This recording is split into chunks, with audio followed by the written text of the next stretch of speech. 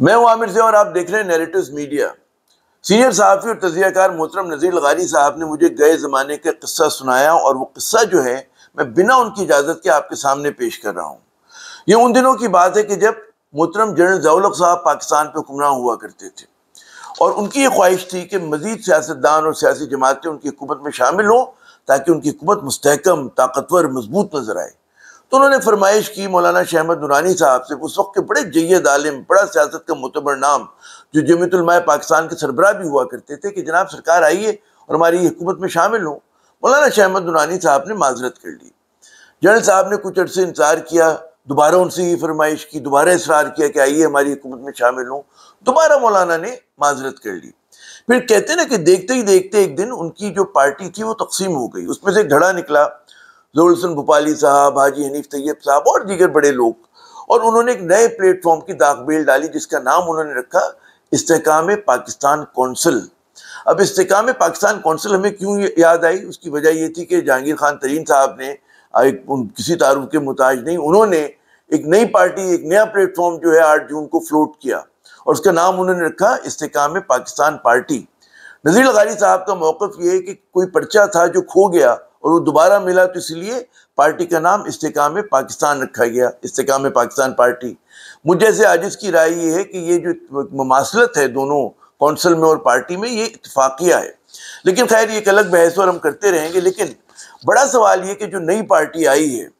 اس کا سیاسی مستقبل کیا ہوگا؟ وہ کیا پاکستان کی سیاست میں واقعی کہتے ہیں نا کہ ایک بڑی قوت بن کر ابھرے گی، یا ایک مائنر پلیئر ہوگی؟ یعنی کہ ایک اس کی چند سیٹیں ہوں گی یا سیٹیں نہ بھی ہوں، کیونکہ الیکشنز جو ہیں وہ تو بالکل راؤنڈ دا کارنر ہیں، اور اس پہ کیا نئی جماعت جو ہے فوراً ایک کہتے ہیں نا کہ اپنا جھنڈا کھول کے فوراً اپنے آپ کو ملک بھر میں منظم بھی کر لے گی، اپنا پیغام بھی لوگوں تک پہنچا دے گی، اپنا بیانیہ بھی لوگوں تک لے کر پہنچ جائے گی۔ تو یہ بڑے سوالات ہیں اور راہ میں بڑی مشکلات ہیں۔ لیکن خیر سے وہ کہتے ہیں کہ جب 2018 کے انتخابات ہوئے تو 107 کے قریب سیاسی جماعتیں اس میں شامل ہوئی تھیں۔ اب اس میں مزید 1-2 کا اضافہ ہو جاتا ہے، لیکن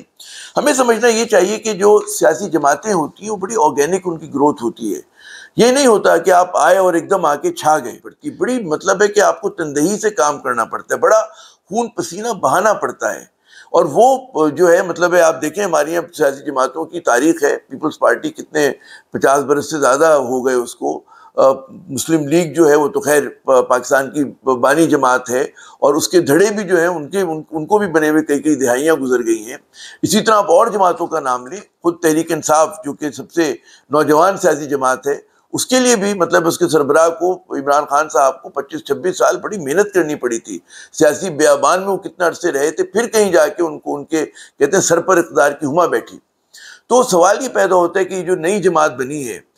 جس کا نام رکھا گیا ہے کہ استحکام پاکستان پارٹی، آئی پی پی پہ ہمیں وہ آتے ہیں انڈیپینڈنٹ پاور پروجیکٹ، جو پاکستان کی کہتے ہیں اکانومی کا خون نچوڑ رہے ہیں۔ خیر تو جو آئی پی پی بنی ہے یہ کتنی مؤثر ہوگی، اور اتنے کم مختصر مدت میں کیا اپنا پیغام لے کے جا سکیں گے؟ تو مجھے تو یہ اس کام میں ایک بڑا چیلنجنگ ٹاسک لگتا ہے، اور ابھی تک سیاست میں ایسا ہوا نہیں ہے کہ جناب ایک دم کوئی بھی مطلب سیاسی جماعت اٹھے اور وہ آ کے چھا جائے سیاست پر۔ تو یہاں پر جو کہتے ہیں نا لگژری آف ٹائم نہیں ہے اس نئی جماعت کے پاس۔ پھر دوسرا نقطہ یہ ہے کہ یہ پارٹی کس بیانیے کے ساتھ آئے گی، اس کی فورن پالیسی کیا ہوگی، معاشی پالیسی کیا ہوگی، یہ انتظامی پالیسی کیا ہوگی، کرپشن کے اوپر اس کا کیا موقف ہے،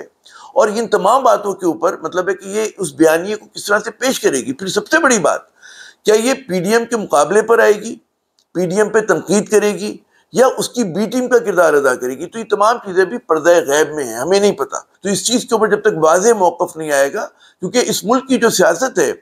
اس میں pro P D M vote بھی ہے اور anti P D M vote بھی ہے۔ ظاہر ہے pro P D M vote تو پی ڈی ایم کا ہی ہے، anti P D M vote پہ بھی جھگڑا ہے کہ وہ پی ٹی آئی ہوگی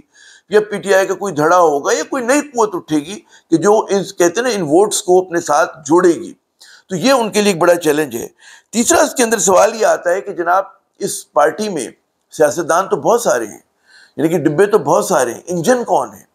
کیونکہ کسی بھی سیاسی جماعت میں ہمیشہ فرق کرتا ہوں کہ سیاستدان ایک الگ چیز ہے اور رہنما لیڈر ایک الگ چیز ہوتی ہے۔ تو لیڈر کیا جہانگیر ترین صاحب جو ہیں وہ اس مسند پر اپنے آپ کو دیکھتے ہیں کہ وہ واقعی ایک ایسے رہنما بن کر اٹھیں کہ جو لوگوں کو گیلونائز کرے، جوڑے، انسپائر کرے، یہ بڑا ایک اس میں بھی سوالیہ نشان ہے، کیونکہ لیڈرشپ جو ہے وہ ایک دم چٹکی بجاتی اسٹیبلش نہیں ہوتی، اور یہاں پر جو ہے مجھے اس لیڈرشپ کا ایک فقدان نظر آ رہا ہے۔ یقیناً الیکٹیبلز ہوں گے، سیاست کے جانے مانے نام ہوں گے، سیاستدان ہوں گے، لیکن لیڈر ہونا، رہنما ہونا، وہ ابھی مطلب ہے کہ کھانا خالی۔ پھر ہم آتے ہیں چوتھے نقطے کی طرف، اور وہ نقطہ جو ہے کہ کیا ان کی سیاست کا پورا زور جو ہے الیکٹیبلز پر ہوگا؟ یقیناً ہمیں یہ بات تسلیم کرنی چاہیے کہ پاکستان کی سیاست میں الیکٹرل پالیٹکس کے اندر الیکٹیبلز کو بڑا ایک مطلب ہے ان کا وزن ہوتا ہے۔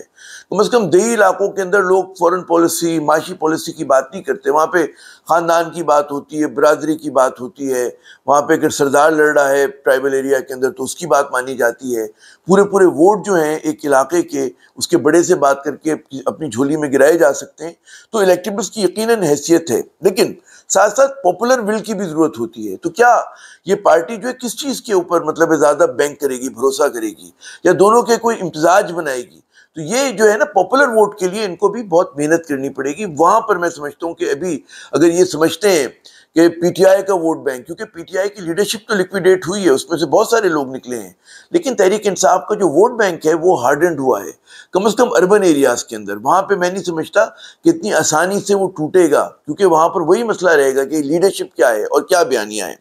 پھر ایک اور نقطہ کہ بہت سارے وہی پی ٹی آئی کے جانے مانے لوگ جو ہیں وہ یہاں پر نظر آ رہے ہیں، لیکن اکثر جیسے میں کراچی کی بات کروں، میرا تعلق کراچی سے ہے، تو یہاں پر جو لوگ شامل ہوئے ہیں، علی زیدی صاحب ہوئے، عمران اسماعیل صاحب ہوئے، وہ مولوی محمود صاحب ہوئے، ان کا نام ہمیشہ میں ٹک جاتا ہوں بولتے ہوئے، اس کی وجہ یہ کہ ان لوگوں کا کوئی اپنا کوئی کہتے کانسٹیٹوئنسی نہیں ہے۔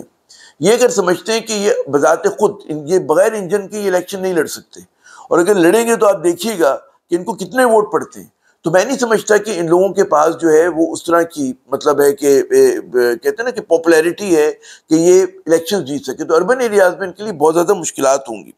پھر ہم یہ دیکھتے ہیں کہ فواد چودھری صاحب وہاں پہ موجود تھے، اور ان کا نام آویزہ کیا گیا تھا کہ ان کو آ کے اسٹیج پہ بیٹھنا، تو وہ نہیں بیٹھے۔ میری اطلاعات کے مطابق کہ وہ پارٹی میں بھی شامل نہیں ہوئے ہیں، اور ایسے بہت سارے لوگ ہیں، بہت سارے لوگ جو ان کے چہرے پہ